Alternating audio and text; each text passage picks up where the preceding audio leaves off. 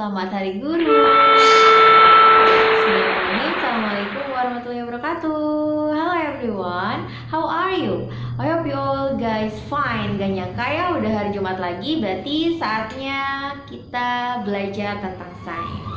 Tanggal 25 November adalah tanggal yang spesial bagi guru karena tanggal 25 November merupakan Hari Guru Nasional. Yeay! Selamat Hari Guru untuk guru-guru di seluruh Indonesia. Semoga kita menjadi guru yang menginspirasi bagi peserta didik kita. Today I wear special batik. Hari ini aku pakai batik spesial ya, batik PGRI. Ini adalah batik khusus yang dimiliki oleh guru-guru di Indonesia. Nah, hari ini kita akan belajar tentang apa ya? Let's check this out.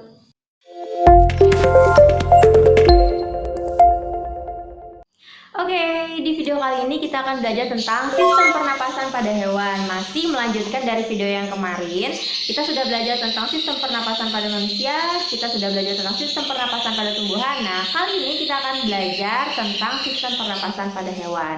Seperti yang sudah dibahas sekilas sebelumnya bahwa hewan-hewan memiliki sistem pernapasan yang berbeda-beda.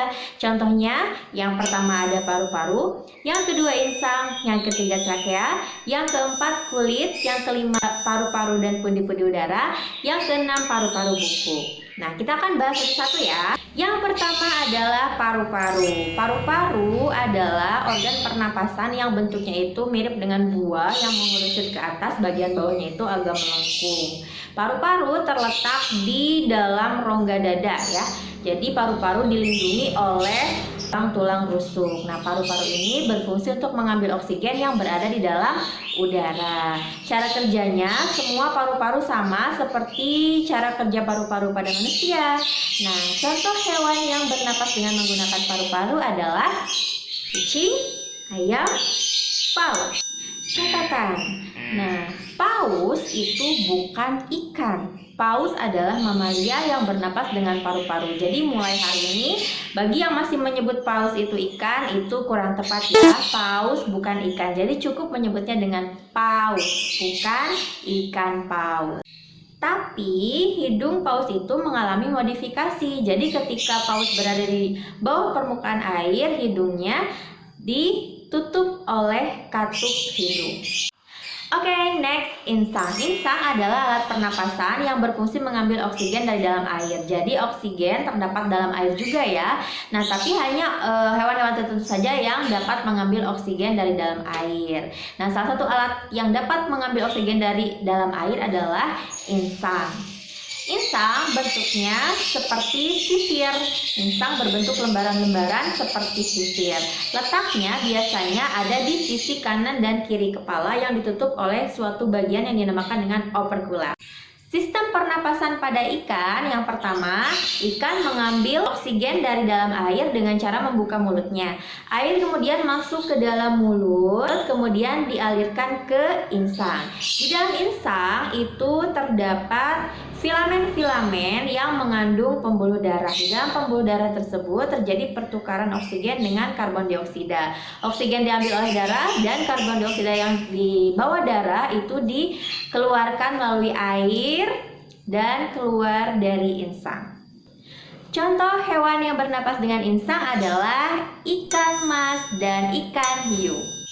Next, trakea. Trakea adalah alat pernapasan yang bentuknya itu memanjang dari dalam tubuh seperti tabung. Trakea memiliki lubang yang tersalur ke permukaan tubuh yang dinamakan dengan spirakel. Letak spirakel itu biasanya ada di bawah perut atau di bawah dada.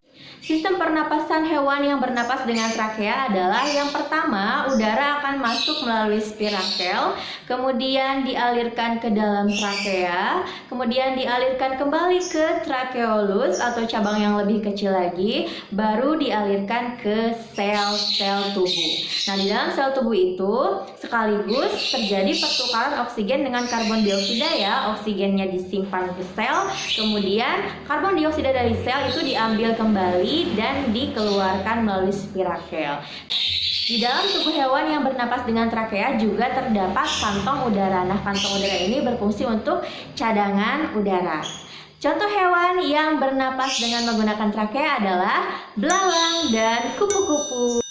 Next, kulit.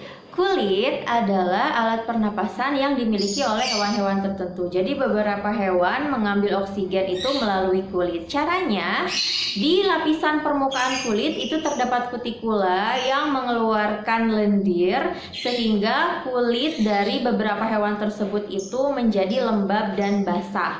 Dalam keadaan lembab dan basah seperti itu, kulit jadi lebih mudah untuk mengambil oksigen dari lingkungan sekitar. Di bawah kulit itu terdapat pembuluh darah. Jadi setelah oksigen diikat kulit, oksigen langsung dialirkan ke dalam darah dan karbon dioksida pun yang dari dalam darah itu diambil dan dikeluarkan kembali melalui kulit. Contoh hewan yang bernapas dengan menggunakan kulit adalah cacing dan salamander. Next, paru-paru dan pundi-pundi udara. Jadi sama halnya dengan paru-paru yang dimiliki oleh mamalia, hewan-hewan tadi yang bernapas dengan paru-paru, paru-paru dan pundi-pundi udara itu sebenarnya sistem pernapasannya itu sama, hanya saja dibantu dengan pundi-pundi udara atau kantong-kantong udara yang berfungsi untuk menyimpan cadangan udara.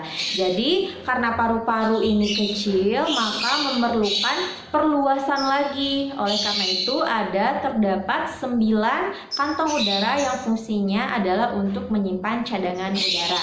Contoh hewan yang bernapas dengan paru-paru dan pundi-pundi udara adalah burung. Next, yang terakhir ada paru-paru buku. Paru-paru buku berbentuk seperti lembaran-lembaran atau lamela yang bersusun secara berjajar. Paru-paru buku terletak di bagian bawah perut. Nah, cara kerja paru-paru buku itu hampir mirip dengan trakea.